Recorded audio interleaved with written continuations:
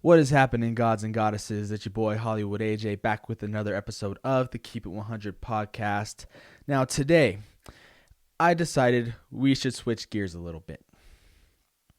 You all know, those who tune into this channel, I talk about sports, I talk about movies, I do challenges, I do a few vlogs here and there. But the one thing I don't talk about that is just not a topic I feel that sometimes needs to be talked about enough is race and politics and things of that nature. Not saying that it's not important in the world, because it is. I just talk about what is valuable to me, what takes up my life a lot, that being sports, movies, music, and vlogs, things like that, showing you guys a side of me that you guys don't really know about.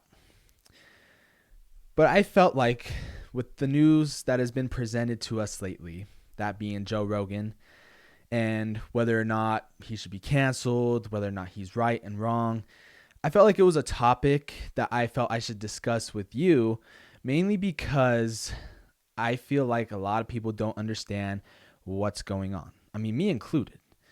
But at the end of the day, I'm pretty sure we will all come to the same conclusion, whether or not that he should be canceled or he shouldn't. Joe Rogan is an idol of mine. I actually saw him once. He denied a picture with me, but hey, whatever. I don't hold on to grudges like that. He's a celebrity, whatever. I was back in 2015 when I saw him walking around and I asked him for a picture and he said no. But that's not what this is about. The reason why I started this podcast and the reason why I'm starting to interview more people is because of Joe Rogan. It is because I love the fact that he can just talk with somebody on an open platform. Speaking of platforms, about 2 years ago, Joe Rogan signed the biggest podcasting contract in history. I don't think you can think of anybody else that has signed a contract that big. $100 million to be on Spotify. They wanted Joe to be on that platform. But if you truly look at it, Joe Rogan doesn't need Spotify. Spotify needs Joe Rogan. I mean, he can go anywhere and he can pull as much views as anyone on the planet. He can pull obviously more views than me, but he can pull more views than half of all the YouTube channels out there, half of the Spotify podcasts out there, by just simply having a sleep expert on his show. And I hated that episode. The point that I'm getting at, and before I go any further, I am not trying to condone anything that Joe Rogan did at all. I do not like the use of the N-word. Not at all. And I'm Puerto Rican. I'm not half black, but I got a little bit of black in me. I don't like using the N-word. I just think it befuddles me to this. And I know the reason why this came up because of Black History Month and all that, which I fully support. But it's kind of odd that and peculiar that came up, especially now for this month. But here's where I have a problem. One, this happened a long time ago. I mean, this happened at a point where the wave of the millennial age and the wave of the age of what many might call snowflake generation wasn't around. So if anyone wanted to cancel Joe Rogan, they should have done it back then and not in 2022 when he's one of the most famous people on the planet Earth. The other problem I have with it is that the N-word is a very touchy subject. It is a very poisonous word. And I don't like how people drain the poison out of that word and use it in a form of, that's my brother. That's this, that's that. It's a slang term of endearment, many people might say.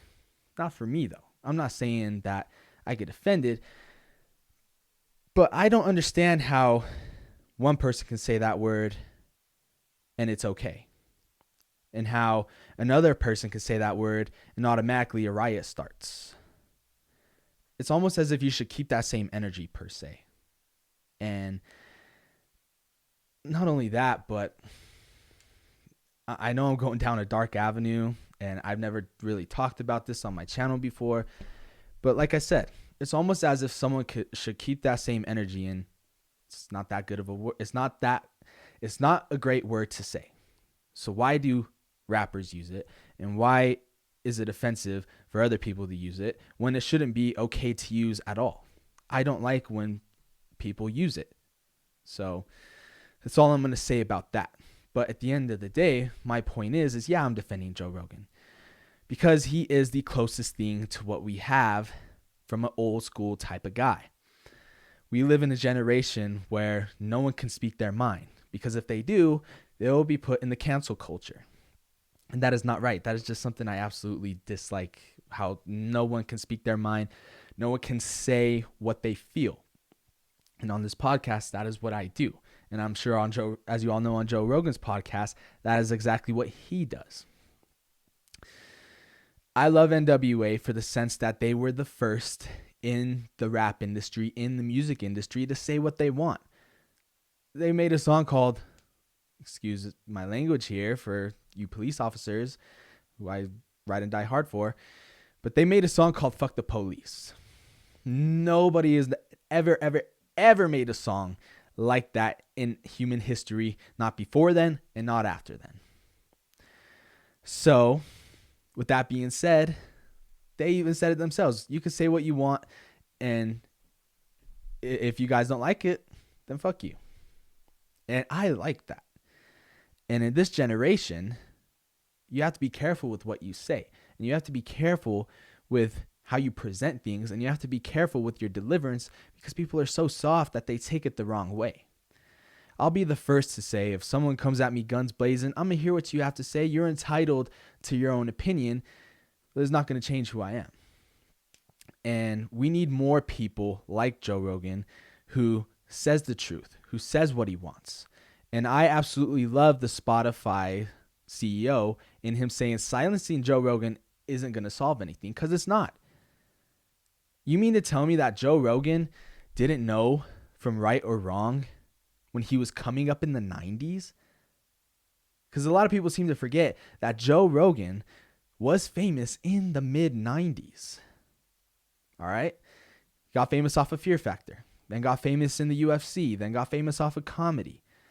You mean to tell me he had no idea what to say back then in the 90s? He knew already what was right from wrong back in the 90s. He knew he couldn't make one slip up back then or else his career would be in the dumpster. Back in the 90s. So he knows what it takes to be famous in this business already.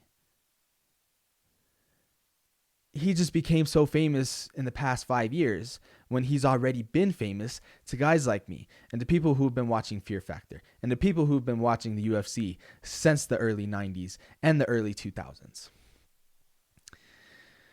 I know that was a different time. I know the 90s were a time you could still say what you want and you're not going to get canceled.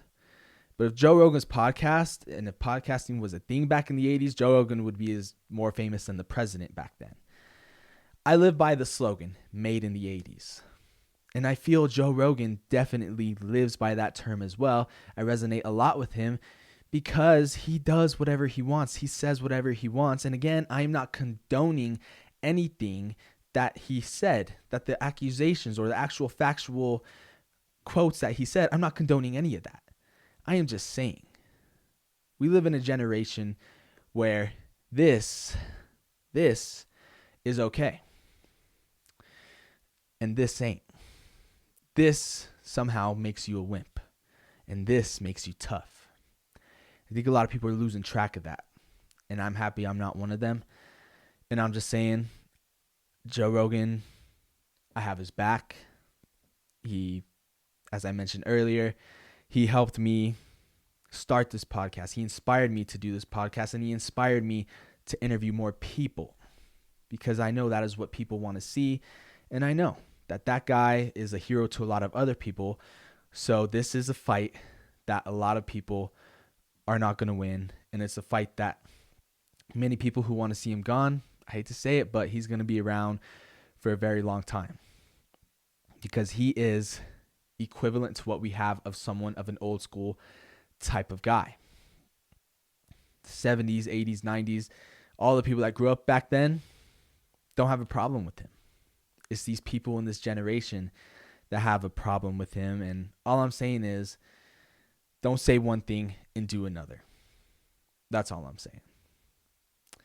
I know we went down a dark avenue, but I just felt I had to get a few things off my chest in defense of him.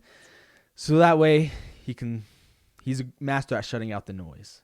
So I just hope he continues to do that. Another way that people are shitting on him, though, is his supposed spread of misinformation.